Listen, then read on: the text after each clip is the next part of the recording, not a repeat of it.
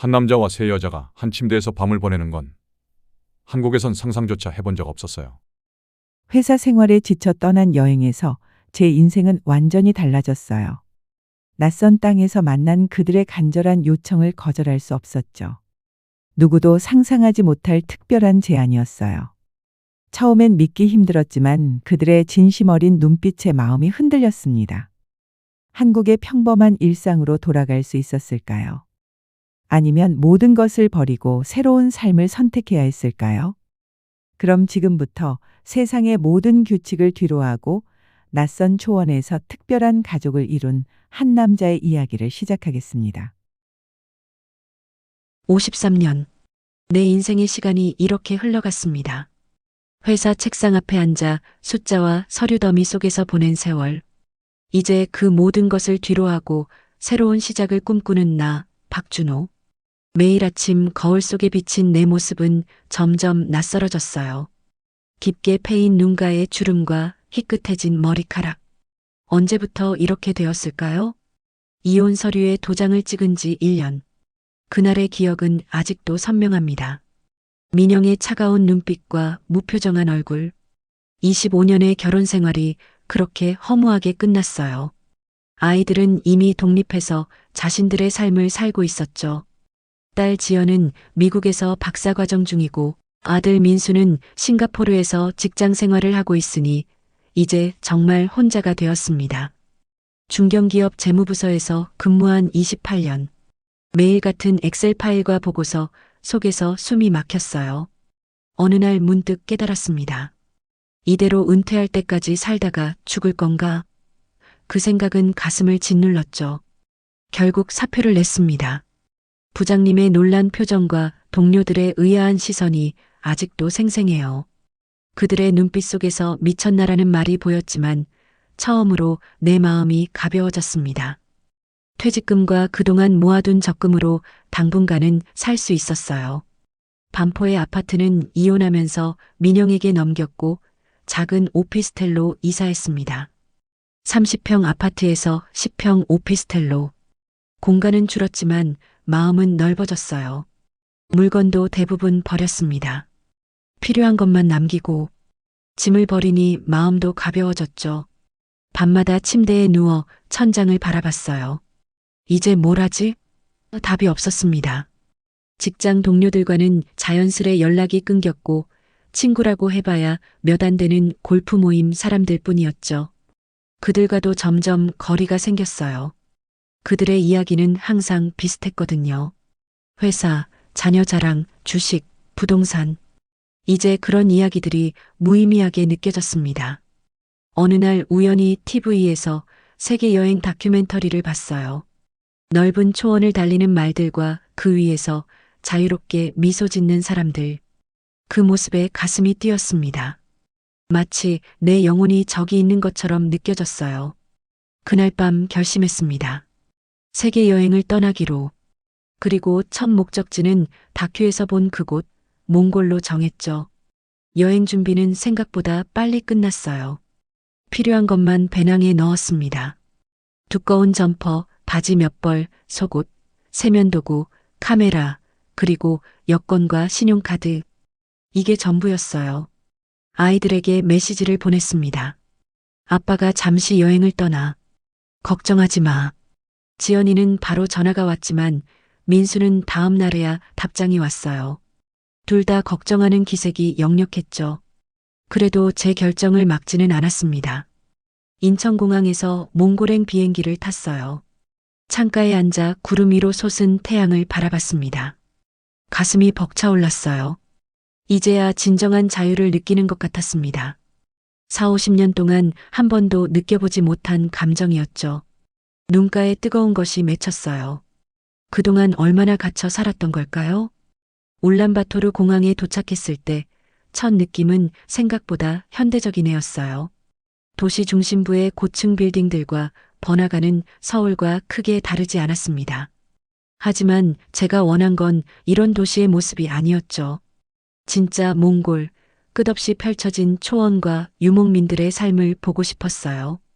호텔에서 하루를 묵고 다음 날 서쪽 오지로 향하는 투어를 예약했습니다. 가이드는 바트라는 20대 후반의 몽골 청년이었어요. 영어를 유창하게 했고 친절했습니다. 사륜구동 지프에 올라타니 설렘이 가득했어요. 도시를 벗어나자 곧 풍경이 바뀌었습니다. 끝없이 펼쳐진 초원과 푸른 하늘. 그 광활함에 숨이 멎는 듯 했어요. 며칠간 오지를 달렸습니다. 밤에는 게르에서 묵었어요. 게르는 몽골 전통 가옥으로 둥근 천막 같은 모양이었죠. 안은 생각보다 아늑했습니다. 몽골 가족들은 우리를 환대해 주었어요. 말로는 통하지 않았지만 미소와 몸짓으로 충분했습니다.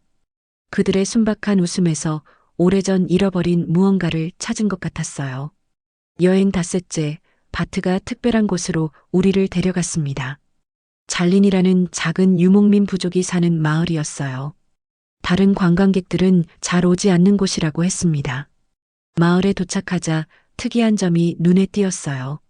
젊은 남성이 거의 보이지 않았습니다. 대부분 여성들과 아이들, 그리고 노인들 뿐이었죠. 마을 사람들은 우리를 따뜻하게 맞이해 주었어요. 마을 중앙에 있는 큰 게르로 안내받았습니다. 안에는 마을의 원로로 보이는 노인이 앉아 있었어요. 하얀 수염이 가슴까지 내려온 그 노인의 눈빛은 깊고 현명해 보였습니다. 바트가 우리를 소개했고 노인은 고개를 끄덕이며 미소를 지었어요. 저녁이 되자 마을 사람들이 모여 잔치를 벌였습니다. 양고기와 말저주로 만든 술인 아이락을 대접받았어요. 처음 맛보는 아이락은 특이했지만 몇 잔 마시니 몸이 따뜻해졌습니다. 음악이 울려 퍼지고 여성들이 전통 춤을 추기 시작했어요. 그들의 화려한 의상과 우아한 동작에 매료되었습니다. 춤이 끝나고 바트가 마을의 이야기를 들려주었어요. 이 마을에는 슬픈 전설이 있다고 했습니다. 오래전 이 마을의 젊은 남성들이 전쟁에 나갔다가 돌아오지 못했다는 이야기였어요. 그 이후로 이 마을은 잘린이라 불리게 되었다고 했습니다. 잘린은 몽골어로 잃어버린이라는 뜻이라고 했어요. 하지만 이상했습니다.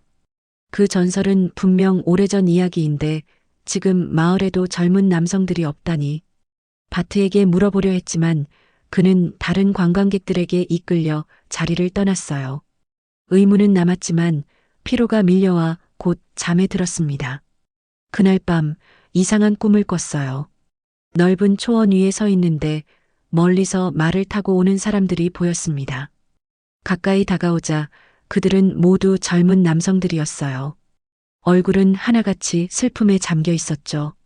그들 중 한 명이 내게 손을 뻗었습니다. 그 순간 잠에서 깼어요. 식은 땀이 온몸을 적시고 있었습니다. 창밖은 아직 어두웠어요. 시계를 보니 새벽 3시였습니다. 다시 잠들기 어려울 것 같아 조용히 게르를 나왔어요. 밤하늘은 별로 가득했습니다. 서울에서는 결코 볼 수 없는 장관이었죠. 은하수가 손에 닿을 듯 선명했어요. 그 아래 어둠 속에서 무언가 움직이는 것이 보였습니다. 심장이 빠르게 뛰기 시작했어요. 한 무리의 사람들이 마을 외곽에서 모여 있었습니다. 그들은 모두 남성이었어요. 이상하게도 그들에게서 빛이 나는 것 같았습니다. 호기심에 조금 더 가까이 다가갔어요. 그때 갑자기 그들 중 한 명이 내 쪽을 바라봤습니다. 눈이 마주쳤어요. 순간 온몸에 전율이 흘렀습니다. 그의 눈에는 깊은 슬픔과 동시에 무언가를 호소하는 듯한 감정이 담겨 있었어요. 걸음을 멈췄습니다. 그들에게 더 다가가야 할지 아니면 돌아가야 할지 갈등했어요. 그때 누군가 내 어깨를 툭 쳤습니다. 깜짝 놀라 돌아보니 마을의 노인이 서 있었어요. 그는 내게 고개를 저으며 게르로 돌아가라는 손짓을 했습니다. 뒤를 돌아보니 아까 본 남성들은 이미 사라지고 없었어요. 혼란스러웠지만 노인의 말에 따라 게르로 돌아왔습니다. 잠은 더 이상 오지 않았어요. 창밖으로 동이 틀 때까지 그 이상한 광경에 대해 생각했습니다. 아침이 되자 어제의 일이 꿈만 같았어요. 하지만 분명 현실이었습니다. 아침 식사 자리에서 노인을 찾았지만 보이지 않았어요. 바트에게 어젯밤 본 것에 대해 물어보려 했지만 말이 나오지 않았습니다. 그는 오늘 일정에 대해 설명하고 있었어요. 하지만 제 마음은 이미 다른 곳에 가 있었습니다. 이 마을에는 분명 무언가 특별한 것이 있었어요. 그리고 전 그것이 무엇인지 알아내고 싶었습니다. 투어 일정은 오늘 이 마을을 떠나는 것이었어요. 하지만 난 결심했습니다. 여기 남기로. 나머지 투어 멤버들과 바트에게 이야기했어요. 그들은 놀라워했지만 제 결정을 존중해 주었습니다. 바트는 걱정스러운 얼굴로 며칠 후에 다시 오겠다고 약속했어요. 그렇게 저는 잘린 마을에 홀로 남겨졌습니다. 이제부터 진짜 여정이 시작된 것 같았어요. 이 마을의 비밀, 그리고 어젯밤 본 남성들의 정체. 모든 것이 미스터리였지만 동시에 이상하게 익숙한 느낌이 들었습니다. 마치 오래전부터 이곳에 오기로 예정되어 있었던 것처럼요. 마을 사람들은 제가 남기로 한 것에 특별히 놀라워하지 않았어요. 오히려 예상했다는 듯한 표정이었습니다. 노인은 여전히 보이지 않았어요. 해가 서서히 기울기 시작했습니다. 오늘 밤 어떤 일이 벌어질지 기대와 두려움이 공존했어요. 하지만 한 가지 확실한 것은 제 인생의 새로운 장이 열렸다는 것. 그리고 이곳에서 뭔가를 찾게 될 거라는 예감이 들었습니다. 아침 햇살이 게르 천장의 작은 구멍으로 쏟아져 들어왔어요. 잠에서 깨어나 몸을 일으키며 주변을 둘러봤습니다. 낯선 공간. 서울의 오피스텔이 아닌 몽골 오지의 게르에서 맞는 아침이었죠. 투어 일행들은 이미 떠났고 이제 저 혼자 이 마을에 남았습니다. 가슴이 두근거렸어요. 두려움과 설렘이 뒤섞인 감정이었죠. 게르 밖으로 나오자 마을 사람들이 분주히 움직이고 있었습니다. 여성들은 양을 젖을 짜고 아이들은 뛰어놀고 노인들은 그늘에 앉아 담소를 나누고 있었어요. 그 모습이 너무나 평화로워 보였습니다. 하지만 여전히 이상한 점은 젊은 남성들이 보이지 않는다는 것이었죠. 어디서부터 시작해야 할지 막막했어요. 그때 한 여성이 제게 다가왔습니다. 20대 후반으로 보이는 그녀는 단정한 몽골 전통 의상을 입고 있었어요. 긴 검은 머리를 한 갈래로 따아내렸고 깊은 갈색 눈동자가 인상적이었습니다. 그녀는 밝은 미소로 인사했어요. 놀랍게도 유창한 영어였습니다. 그녀의 이름은 바야르마였어요. 마을의 족장인 간두크의 큰딸이라고 했습니다. 간두크는 제가 첫날 밤 만났던 그 하얀 수염의 노인이었죠. 바야르마는 울란바토르 대학에서 공부했다고 했어요. 그래서 영어가 유창했던 거죠. 그녀는 저를 마을 구경시켜주겠다고 했습니다. 바야르마를 따라 마을을 둘러봤어요. 그녀는 걸음걸이가 당당했습니다. 목소리에는 자신감이 넘쳤고 행동 하나하나에 책임감이 묻어났어요. 마을 사람들도 그녀를 존경하는 눈빛으로 바라봤죠. 바야르마는 마을의 역사와 전통에 대해 설명해 주었습니다. 잘린 부족은 수백 년 동안 이 지역에서 유목 생활을 해왔다고 했어요. 점심시간이 되자 바야르마는 저를 그녀의 가족게르로 초대했습니다. 그곳에서 그녀의 두 여동생을 만났어요. 솔롱고와 노민이었죠. 솔롱고는 20대 중반으로 바야르마와는 다르게 활달하고 장난기 가득한 성격이었습니다. 짧게 자른 머리에 몸짓이 활기찼어요. 계속 웃으며 호기심 어린 눈으로 저를 바라봤죠. 노미는 가장 어렸습니다. 20살 정도로 보였어요. 수줍은 듯 고개를 숙이고 있었지만 가끔 훔쳐보는 눈빛에서 호기심이 느껴졌습니다. 긴 속눈썹과 부드러운 목소리가 인상적이었어요. 세 자매 모두 아름다웠지만 각자 다른 매력을 가지고 있었죠. 식사는 풍성했습니다. 양고기와 말고기 요리, 그리고 유제품들이 가득했어요. 생소한 음식이었지만 의외로 입에 잘 맞았습니다. 식사 중에 세 자매는 제 이야기를 듣고 싶어 했어요. 한국에서의 삶, 가족, 직업에 대해 물었죠. 저는 솔직하게 이야기했습니다. 이혼과 퇴직, 그리고 새로운 시작을 찾아 떠난 여정에 대해서요. 이야기를 마치자 세 자매는 서로 눈빛을 교환했어요.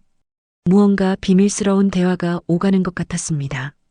바야르마가 먼저 입을 열었어요. 그녀는 잘린 부족의 특별한 전통에 대해 이야기하기 시작했습니다. 이 마을에는 오래전부터 이어져 온 특별한 풍습이 있다고 했어요. 바야르마의 설명은 충격적이었습니다. 잘린 부족은 100년 전 전쟁으로 대부분의 남성을 잃었다고 했어요. 그 후로 부족을 이어가기 위해 특별한 방법을 택했다고 했습니다. 외부에서 온 남성과 부족의 여성이 결합하여 아이를 낳는 것이었죠. 그 아이들 중 여아는 마을에 남고 남아는 성인이 되면 외부로 나가 살게 했다고 해요. 그것이 마을에 젊은 남성이 없는 이유였습니다. 가슴이 쿵쾅거렸어요. 바야르마의 다음 말을 예상할 수 있었습니다. 그리고 그것은 현실이 되었어요. 바야르마는 차분한 목소리로 말했습니다. 그들 세 자매는 결혼 정년기에 있으며 저에게 특별한 제안을 하고 싶다고요. 그들 가문을 이어갈 후손을 낳아달라는 것이었습니다. 순간 숨이 막혔어요. 귀를 의심했습니다. 하지만 바야르마의 진지한 눈빛과 솔롱고의 기대 어린 표정, 그리고 노민의 수줍은 미소를 보니 농담이 아니라는 것을 알 수 있었어요. 그들에게는 자연스러운 제안이었지만 저에게는 충격적이었습니다. 자리에서 벌떡 일어났어요. 머릿속이 혼란스러웠습니다. 한국에서의 도덕 관념과 가치관으로는 받아들이기 힘든 제안이었어요. 게르를 나와 마을 외곽으로 걸어갔습니다. 생각을 정리할 시간이 필요했어요. 해가 서서히 지고 있었습니다. 넓은 초원 위로 노을이 아름답게 펼쳐졌어요. 그 광경은 숨이 막힐 정도로 아름다웠습니다. 서울에서는 결코 볼 수 없는 풍경이었죠. 깊은 숨을 들이마셨어요. 공기는 맑고 신선했습니다. 이곳에서는 모든 것이 달랐어요. 환경도, 문화도, 사람들의 가치관도. 내 인생을 되돌아봤습니다. 25년의 결혼 생활, 회사에서의 28년. 그 모든 시간 동안 저는 사회의 기대와 규범에 맞춰 살았어요. 착한 남편, 좋은 아버지, 성실한 직장인. 하지만 그 역할 속에서 진정한 나를 잃어버렸던 것 같았습니다. 이제 50대에 접어든 저에게 남은 것은 무엇일까요? 공허함과 후회뿐이었어요. 문득 어젯밤 꿈에서 본 남성들이 생각났습니다. 그들의 슬픈 눈빛. 혹시 그들이 이 마을의 남성들이었을까요? 그들은 무엇을 전하고 싶었던 걸까요? 이상하게도 그들의 모습이 제 모습과 겹쳐 보였어요. 같은 운명을 향해 가고 있는 건 아닐까 하는 생각이 들었습니다. 별이 하나둘 떠오르기 시작했어요. 밤하늘은 서울에서와는 비교할 수 없을 만큼 선명했습니다. 수억 개의 별들이 쏟아질 듯 했어요. 그 아래서 저는 인생에서 가장 큰 결정을 해야 했습니다. 세 자매의 제안을 받아들일 것인가, 아니면 거절하고 원래의 여행 계획대로 돌아갈 것인가. 마음속으로 딸 지연과 아들 민수의 얼굴을 떠올렸어요. 그들은 이미 자신들의 삶을 살고 있었습니다. 저에게는 이제 새로운 시작이 필요했어요. 그리고 이 특별한 마을, 이 세 자매와의 만남은 우연이 아닌 운명처럼 느껴졌습니다. 마을로 돌아가는 길, 멀리서 게르들의 불빛이 따뜻하게 빛나고 있었어요. 그 모습이 갑자기 너무 아름다워 보였습니다. 마치 집으로 돌아가는 느낌이었죠. 이상하게도 마음이 편안해졌어요. 결정이 내려졌습니다. 바야르마의 게르에 도착했을 때 세 자매는 조용히 저를 기다리고 있었어요. 그들의 눈빛에서 불안과 기대가 동시에 읽혔습니다. 깊은 숨을 들이마신 후 저는 고개를 끄덕였어요. 세 자매의 얼굴에 안도와 기쁨이 번졌습니다. 바야르마는 무엇이 저를 설득했는지 물었어요. 솔직히 저도 정확히 말할 수 없었습니다. 아마도 새로운 시작에 대한 갈망, 이 평화로운 마을에서 느낀 안정감, 그리고 세 자매의 진심 어린 눈빛. 이 모든 것이 복합적으로 작용했던 것 같아요. 다음 날 아침 온 마을에 소식이 전해졌습니다. 사람들은 저를 다르게 바라봤어요. 존경과 감사의 눈빛이었죠. 간두쿠 노인이 저를 찾아왔습니다. 그의 눈에는 눈물이 고여 있었어요. 그는 제 손을 꼭 잡고 고마움을 표했습니다. 이제 저는 잘린 부족의 일원이 되었어요. 한국의 박준호가 아닌 몽골 잘린 부족의 새로운 구성원으로서의 삶이 시작된 것이죠. 세자매와의 관계는 어떻게 될지, 앞으로의 삶은 어떻게 변할지 알 수 없었습니다. 하지만 한 가지 확실한 것은 제가 마침내 진정한 자유와 의미를 찾았다는 것이었어요. 저녁이 되자 마을 사람들이 모여 축하 잔치를 벌였습니다. 풍성한 음식과 음악, 춤이 있었어요. 세자매는 각자 다른 모습으로 그 자리에 함께했습니다. 바야르마는 의식을 주관하며 당당하게 자리를 지켰고 솔롱고는 춤을 추며 즐거움을 표현했어요. 노미는 수줍게 미소 지으며 간간히 제게 따뜻한 시선을 보냈습니다. 잔치가 한창일 때 문득 마을 외곽을 바라봤어요. 어젯밤 본 남성들의 모습이 보이는 듯 했습니다. 하지만 자세히 보니 아무도 없었어요. 그저 제 상상이었을까요? 아니면 그들은 이제 평안을 찾은 걸까요? 밤이 깊어갔습니다. 별들은 여전히 밝게 빛나고 있었어요. 이제 저는 새로운 삶을 시작합니다. 한국의 규범과 가치관에서 벗어나 이 특별한 마을에서의 삶. 세자매와 함께할 미래는 불확실하지만 이상하게도 두렵지 않았어요. 오히려 기대가 되었습니다. 게르로 돌아와 누웠을 때 가슴이 따뜻해지는 느낌이 들었어요. 마치 오랫동안 찾아 헤매던 곳을 드디어 발견한 듯한 느낌이었습니다. 눈을 감으니 세자매의 얼굴이 떠올랐어요. 바야르마의 강인함, 솔롱고의 활기, 노민의 순수함. 그들과 함께하는 삶은 어떨까요? 이제 곧 알게 될 것입니다. 창밖으로 보이는 초원은 달빛 아래 은빛으로 빛나고 있었어요. 그 광활한 풍경 속에서 저는 이제 새로운 운명을 받아들였습니다. 한국에서의 과거, 이혼과 퇴직의 아픔, 그 모든 것을 뒤로하고 새로운 장을 열게 된 것이죠.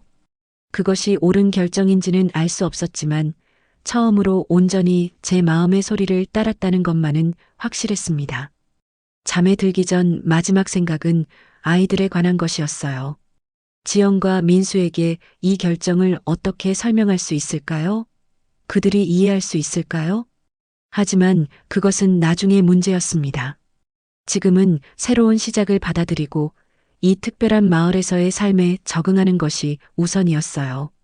깊은 숨을 내쉬며 눈을 감았습니다. 내일부터 시작될 새로운 삶. 그것은 두렵지만 동시에 설레는 도전이었어요. 별빛 아래 잘린 마을은 조용히 잠들어갔고 저 역시 새로운 꿈을 꾸며 깊은 잠에 빠져들었습니다. 결합의식은 보름달이 뜨는 밤에 진행되었어요. 온 마을이 들썩였습니다. 아침부터 여성들은 특별한 음식을 준비하고 아이들은 꽃과 나뭇잎으로 장식품을 만들었죠. 저는 긴장된 마음으로 의식을 준비했습니다. 간두쿠 노인이 직접 가져다 준 몽골 전통 의상은 생각보다 무겁고 화려했어요. 파란색 비단에 금실로 수놓아진 장식이 달빛 아래 반짝일 것 같았습니다. 해가 서서히 기울고 초원은 황금빛으로 물들었어요. 마을 중앙에 큰 모닥불이 피워졌습니다. 사람들이 하나둘 모여들기 시작했죠. 긴장으로 손바닥에 땀이 배었어요.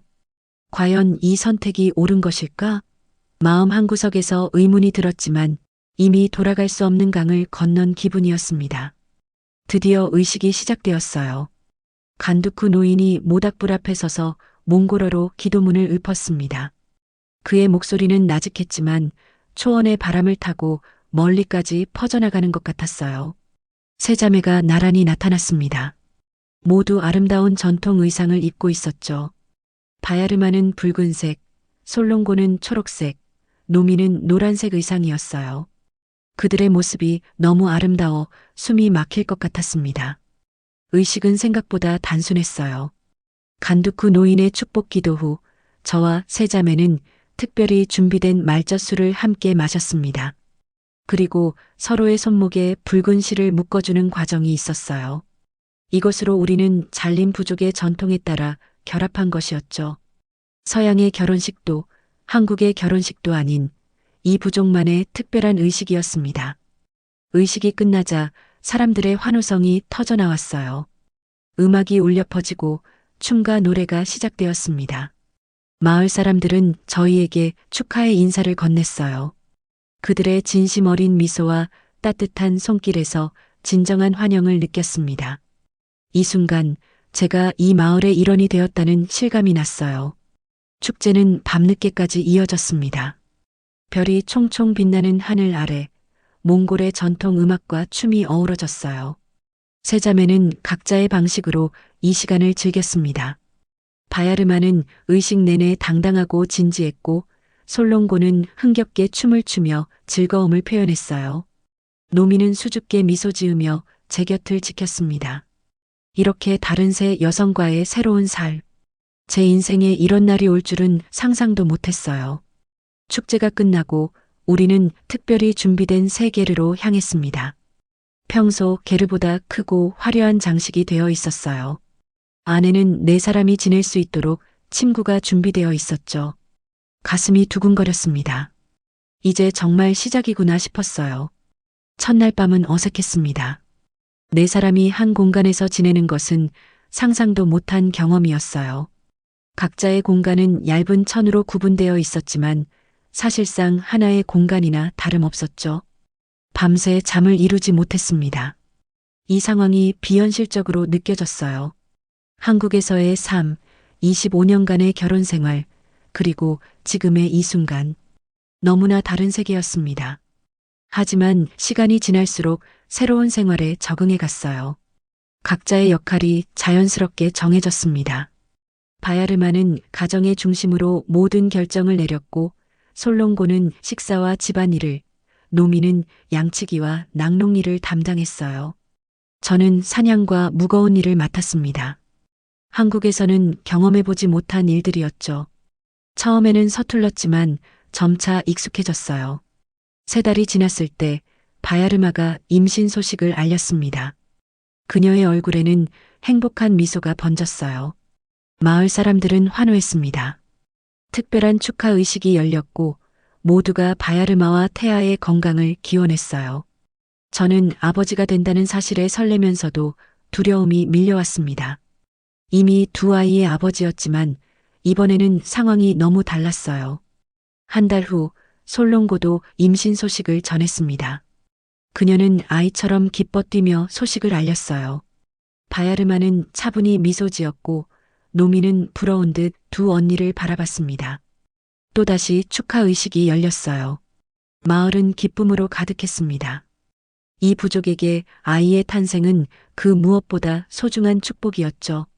그리고 예상대로 또 한 달 후 노민마저 임신했어요.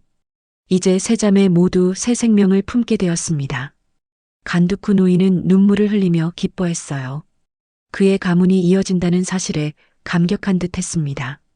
저는 갑자기 큰 책임감을 느꼈어요. 이제 정말 새 아이의 아버지가 되는 것이었습니다. 바야르마의 출산이 다가왔어요. 마을의 산파들이 모여 출산을 준비했습니다. 저는 게르 밖에서 초조하게 기다렸어요.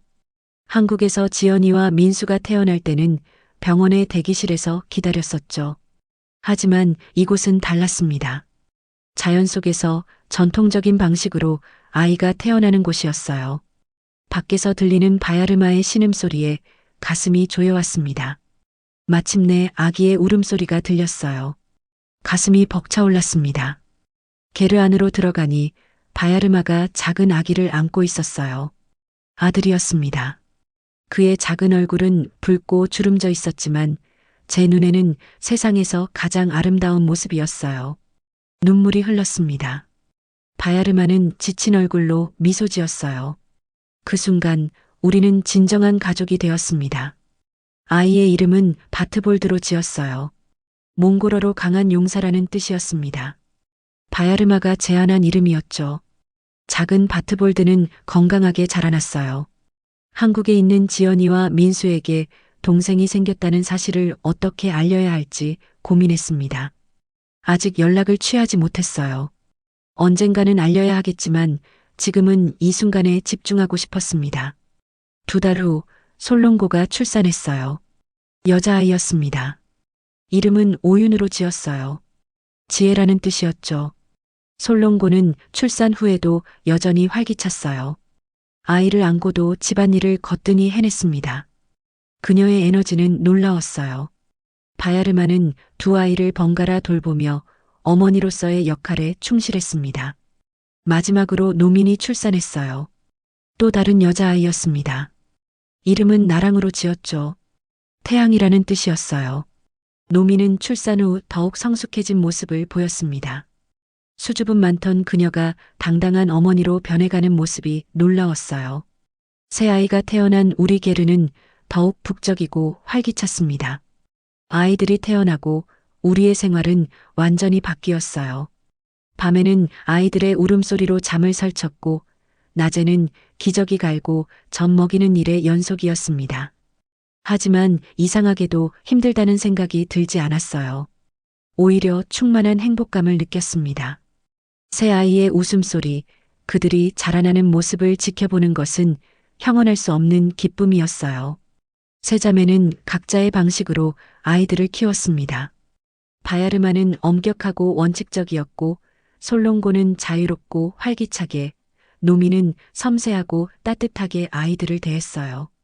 그 다양한 양육 방식 속에서 아이들은 균형 잡힌 사랑을 받으며 자라났습니다. 저는 한국에서의 육아와는 다른 이 공동 육아 방식에 점점 매료되었어요. 마을 사람들도 아이들의 양육에 참여했습니다. 이곳에서는 아이들이 온 마을의 보물이었어요. 모든 어른들이 스승이자 보호자였죠. 아이들은 자연 속에서 뛰어놀며 건강하게 자랐습니다. 서울의 아파트에서 자란 지연이와 민수의 어린 시절과는 너무나 달랐어요. 이 아이들은 얼마나 자유롭고 행복할까 하는 생각이 들었습니다. 시간이 흐르며 저는 완전히 마을의 일원이 되었어요. 몽골어도 조금씩 배웠고 유목민의 삶에도 익숙해졌습니다. 말타기, 사냥, 게르짓기 등 모든 것이 새로웠지만 즐거웠어요. 가끔은 한국에서의 삶이 꿈만 같이 느껴지기도 했습니다. 그곳에서의 일상이 얼마나 인위적이고 갇혀 있었는지 이제야 깨달았어요. 어느 날 바야르마가 제게 물었습니다. 한국이 그립지 않냐고요. 잠시 생각해 봤어요. 물론 지연이와 민수가 보고 싶었습니다. 하지만 한국에서의 삶 자체는 그립지 않았어요. 오히려 이곳에서의 자유로운 삶, 세 자매와의 특별한 관계, 그리고 새 아이들과의 행복한 시간이 더 소중하게 느껴졌습니다. 바트볼드, 오윤, 나랑. 이 세 아이들은 제 인생의 새로운 의미였어요. 그들의 첫걸음마, 첫 웃음, 첫 말. 모든 순간이 소중했습니다. 이 아이들이 자라 언젠가는 바깥 세상으로 나가게 될 것이라는 사실에 가슴이 아팠어요. 특히 바트볼드는 잘린 부족의 전통에 따라 성인이 되면 마을을 떠나야 했습니다. 하지만 그때의 일은 그때 가서 생각하기로 했어요. 지금은 이 행복한 순간에 충실하고 싶었습니다. 우리 가족의 탄생. 한국에서는 상상도 못할 특별한 가족이었지만 이곳에서는 자연스러운 모습이었어요. 세 자매와 세 아이 그리고 저. 우리는 서로 다른 방식으로 사랑하고 서로 다른 방식으로 가족이 되었습니다. 이것이 제가 53년을 살아오며 찾아낸 진정한 행복이었어요. 넓은 초원 위, 별이 빛나는 하늘 아래, 우리의 특별한 가족은 평화롭게 살아가고 있었습니다. 새 아이의 탄생으로 우리 가족은 완전해졌어요. 시간은 눈 깜짝할 사이에 흘러갔습니다. 바트볼드는 이제 3살, 오윤과 나랑은 각각 2살 반, 2살이 되었죠. 어느새 저는 초원의 삶에 완전히 적응했습니다. 더 이상 서울의 재무부장이 아니었어요. 이제 저는 잘린 부족의 일원, 새 아이의 아버지, 새 여성의 동반자였습니다. 아침은 언제나 분주했어요. 동이 트기도 전에 일어나 가축들을 돌봐야 했습니다. 말, 양, 염소, 야크. 한국에서는 상상도 못했던 일들이 이제는 일상이 되었어요. 처음에는 서툴렀지만 이제는 능숙하게 할 수 있었습니다. 특히 말타기는 제가 가장 좋아하는 일이 되었어요. 넓은 초원을 달리는 느낌은 그 어떤 것과도 비교할 수 없는 자유로움이었습니다. 바야르마와는 주로 말을 타고 초원을 누볐어요. 그녀는 타고난 기수였습니다. 어릴 때부터 말을 타왔다는 그녀의 모습은 말과 하나가 된 것 같았어요. 바야르마와 함께하는 시간은 주로 진지했습니다. 그녀는 부족의 역사와 전통에 대해 이야기해 주었어요. 때로는 미래에 대한 걱정도 나누었죠. 바야르마의 깊은 생각과 지혜는 항상 저를 감탄하게 만들었습니다. 솔롱고와의 시간은 완전히 달랐어요. 그녀는 항상 웃음과 장난이 가득했습니다. 솔롱고는 제게 몽골의 노래와 춤을 가르쳐 주었어요. 처음에는 쑥스러웠지만 그녀의 끈질긴 격려에 조금씩 배워갔습니다. 대신 저는 그녀에게 한국의 문화를 알려주었어요. 한글을 가르치고 한국 노래를 불러주고 어릴 때 배웠던 고전 이야기들을 들려주었습니다. 솔롱고는 모든 것에 호기심이 넘쳤어요. 그녀의 맑은 웃음소리는 언제나 제 마음을 밝게 해주었습니다. 노미는 세 자매 중 가장 조용했어요. 하지만 그녀의 배려는 가장 깊었습니다. 노미는 항상 제가 필요한 것을 미리 알아채고 준비해 주었어요. 추운 아침이면 따뜻한 물을 떠주고 사냥에서 돌아오면 제 좋아하는 말젓차를 내려주었죠. 말로 표현하지 않아도 그녀의 작은 행동들이 큰 위로가 되었습니다. 노민과 함께 있을 때는 마음이 편안해졌어요. 아무 말 없이 초원의 별들을 바라보는 것만으로도 충분했습니다. 아이들은 빠르게 자라났어요. 바트볼드는 아버지를 쏙 빼닮았다고 마을 사람들이 말했습니다. 까만 눈동자에 호기심 가득한 모습, 그리고 장난기 넘치는 웃음. 지연이가 어릴 때와 비슷했어요. 오유는 솔롱고처럼 활기차고 부침성이 좋았습니다. 항상 웃음을 잃지 않았죠. 나랑은 노민을 닮아 조용하고 사려 깊었어요. 그녀의 맑은 눈빛은 마치 모든 것을 꿰뚫어 보는 것 같았습니다. 아이들이 첫 걸음마를 뗄 때, 첫 말을 할 때 가슴이 벅차올랐어요. 지연이와 민수가 자랄 때는 직장일로 바빠 이런 순간들을 많이 놓쳤었습니다. 하지만 이번에는 달랐어요. 아이들의 모든 순간을 함께 했습니다. 바트볼드가 처음으로 아바아버지라고 불렀을 때 눈물이 났어요. 오윤이 제 무릎에 올라와 안기는 순간, 나랑이 작은 손으로 제 얼굴을 만질 때, 이 모든 순간이 너무 소중했습니다. 물론 어려움도 있었어요. 아이들이 아플 때는 특히 힘들었습니다. 현대의학의 혜택을 받을 수 없는 이곳에서 전통적인 치료법과 약초로 아이들을 돌봐야 했어요. 바트볼드가 심한 열병을 앓았을 때는 정말 두려웠습니다. 밤새 그의 곁을 지키며 기도했어요. 다행히 마을의 노인들이 전해준 약초와 지혜로 아이는 회복되었습니다. 그때 느낀 안도감은 말로 표현할 수 없었어요. 가끔은 한국이 그리웠습니다. 특히 편리한 현대 문명이요. 뜨거운 샤워, 냉장고, 에어컨, 인터넷. 이런 것들이 없는 생활은 때로 불편했어요. 하지만 그 불편함 속에서 찾은 자유와 행복은 그 어떤 편리함보다 값졌습니다. 게다가 이곳에서의 삶은 단순하고 자연스러웠어요. 계절의 변화, 해와 달의 주기에 맞춰 살아가는 것. 이것이 진정한 삶의 리듬이었습니다. 한국에 있는 아이들이 가장 그리웠어요. 지연이와 민수. 그들에게 이 모든 상황을 어떻게 설명해야 할지 여전히 고민이었습니다. 언젠가는 알려야 했지만 아직 마음의 준비가 되지 않았어요. 가끔 그들의 얼굴을 떠올리며 어떻게 지내고 있을지 생각했습니다. 지연이는 박사학위를 받았을까? 민수는 승진했을까? 그들이 행복하기만을 바랐어요. 몽골의 계절은 극명하게 변했습니다. 짧은 여름은 찬란했어요. 초원은 푸르게 변하고 들꽃이 만발했습니다. 아이들은 꽃밭에서 뛰어놀았어요. 가을은 황금빛으로 물들었습니다. 하늘은 더 높아지고 밤은 점점 길어졌어요. 그리고 겨울.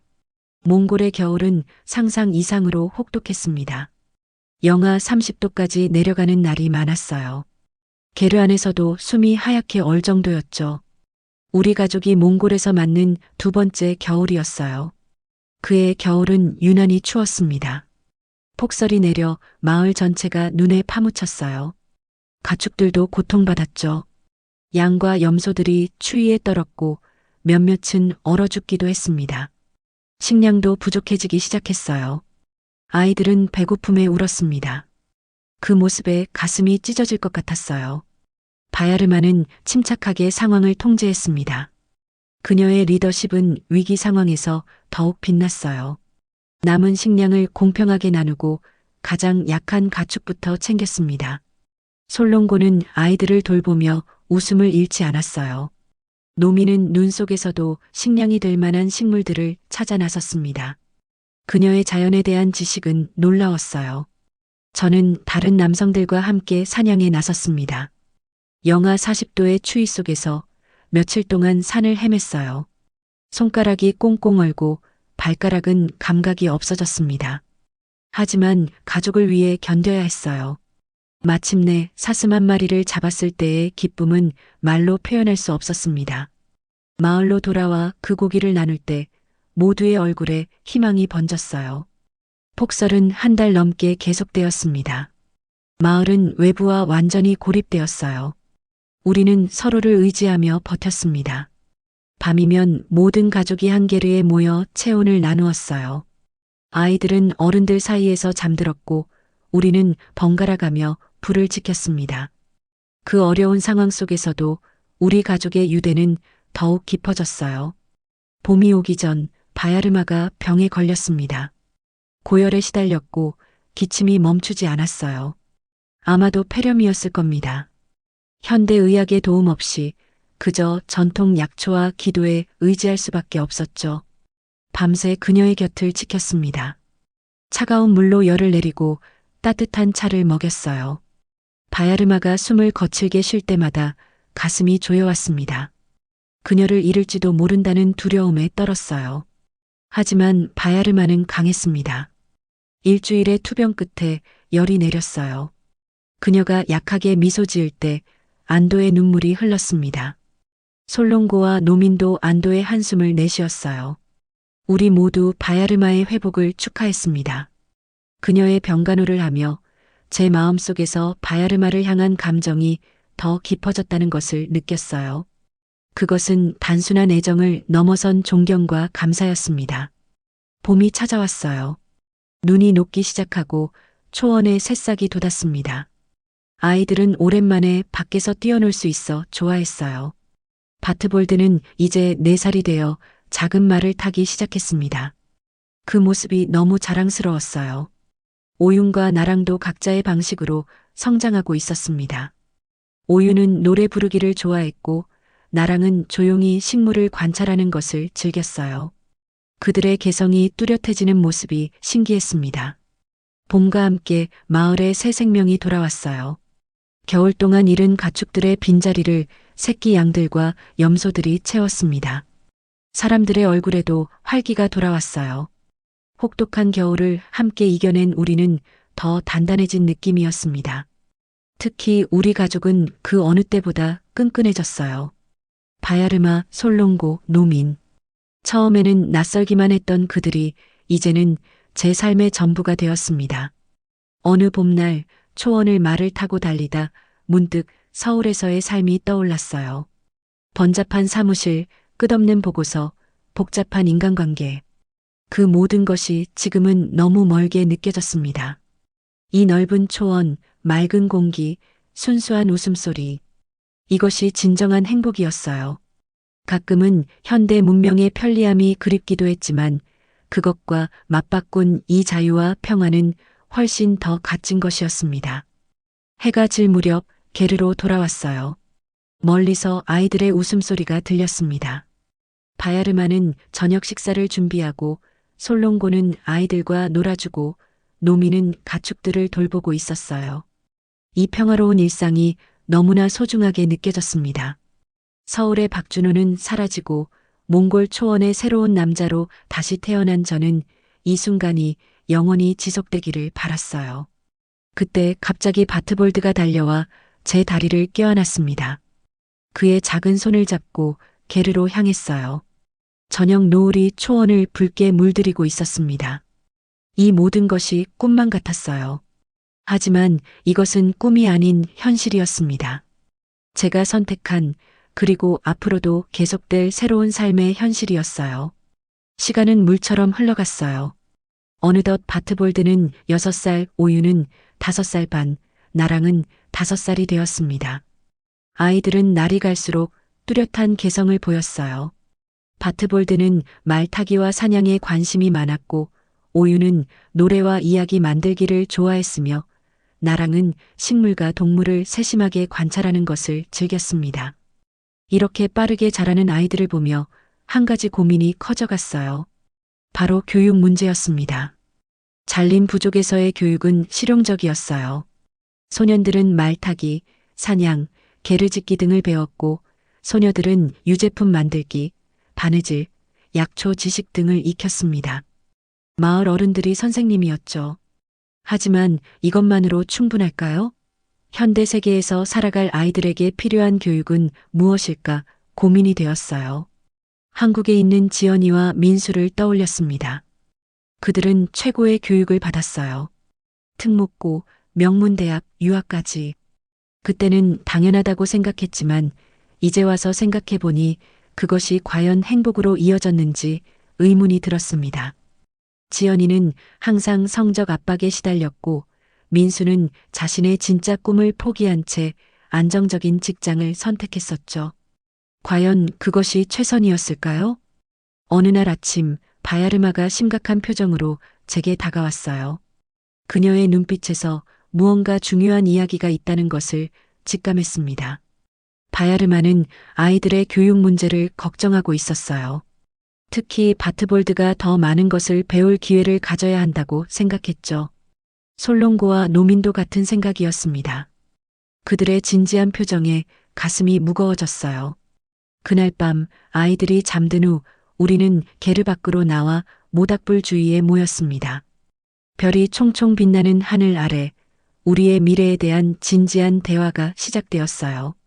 바야르마는 도시로 이주하는 방안을 제안했습니다. 울란바토르에는 학교가 있고 아이들이 더 많은 기회를 가질 수 있다고 했어요. 솔롱고는 더 나아가 한국으로의 이주 가능성도 언급했습니다. 노미는 조용히 듣고만 있었지만 그녀의 눈빛에서 걱정과 두려움이 읽혔어요. 가슴이 무거웠습니다. 이 평화로운 초원의 삶을 떠나야 한다니. 하지만 아이들의 미래를 생각하면 어쩔 수 없었어요. 현대 사회에서 살아가기 위해서는 더 많은 교육이 필요했죠. 읽고 쓰기, 수학, 과학, 컴퓨터. 이 모든 것들은 초원에서 배울 수 없었습니다. 한국으로 돌아간다면 어떨까요? 상상만으로도 복잡한 감정이 밀려왔어요. 지연이와 민수를 다시 만날 수 있다는 기쁨.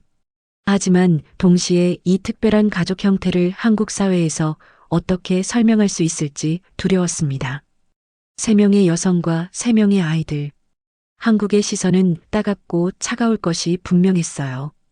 울란바토르라면 어떨까요? 도시 생활은 유목민의 삶과는 완전히 달랐습니다. 좁은 아파트, 복잡한 거리, 오염된 공기. 아이들이 그곳에서 적응할 수 있을까요? 세자매는 어떨까요? 그들에게 도시 생활은 얼마나 낯설고 어려울까 걱정이 되었어요. 밤이 깊어갔지만 결론은 쉽게 내려지지 않았습니다. 각자의 생각과 감정이 복잡하게 얽혀 있었어요. 결국 우리는 아이들의 의견도 들어보기로 했습니다. 그들도 이 가족의 일원이니까요.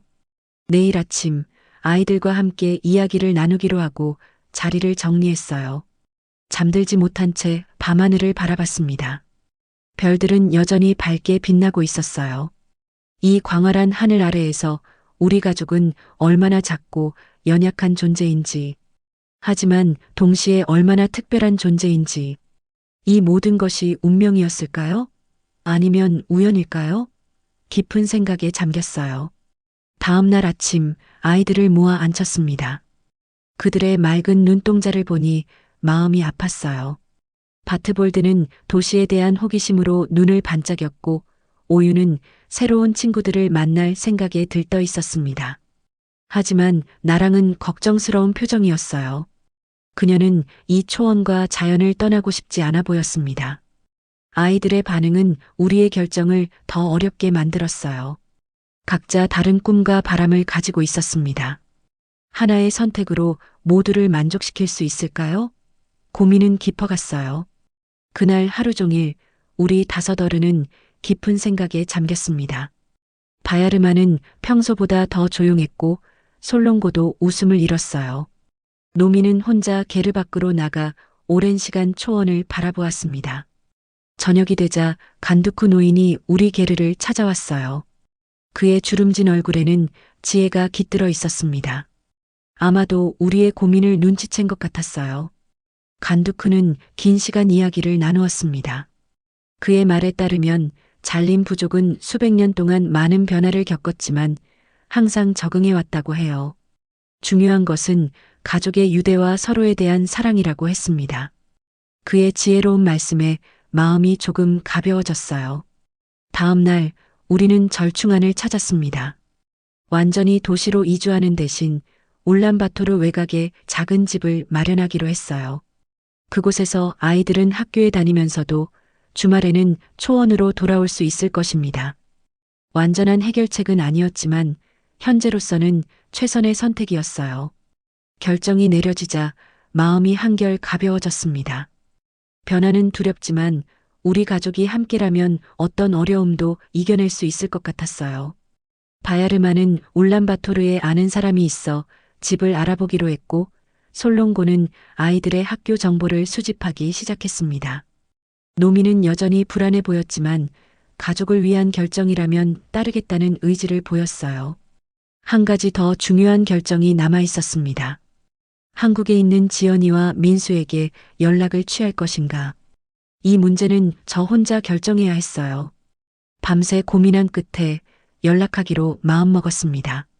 그들에게 진실을 알릴 때가 왔다고 생각했어요. 어떤 반응이 올지 두렵지만 더 이상 숨길 수는 없었습니다. 울란바토르로 짧은 여행을 다녀왔어요. 그곳에서 이메일을 보냈습니다. 간단하게 제가 살아있다는 것, 몽골에 있다는 것, 새로운 가족이 생겼다는 것만 알렸어요. 자세한 이야기는 직접 만나서 하고 싶다고 했습니다. 이메일을 보내는 순간 마치 오래된 짐을 내려놓는 것 같은 해방감이 들었어요. 울란바토르에서의 짧은 시간 동안 도시의 변화된 모습에 놀랐습니다. 높은 빌딩들, 복잡한 도로, 현대적인 쇼핑몰. 한국에 비하면 여전히 소박했지만 초원의 삶과는 천지 차이였어요.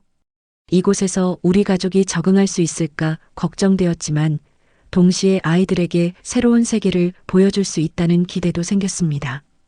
마을로 돌아오는 길, 넓은 초원을 바라보며 감정이 복잡해졌어요. 이곳에서의 삶은 단순하지만 행복했습니다. 과연 도시에서도 같은 행복을 찾을 수 있을까요? 아이들은 어떨까요? 그들이 도시의 복잡한 세계에서 자신의 정체성을 잃지 않고 성장할 수 있을까요? 게르에 도착하자 아이들이 달려와 반겨주었어요.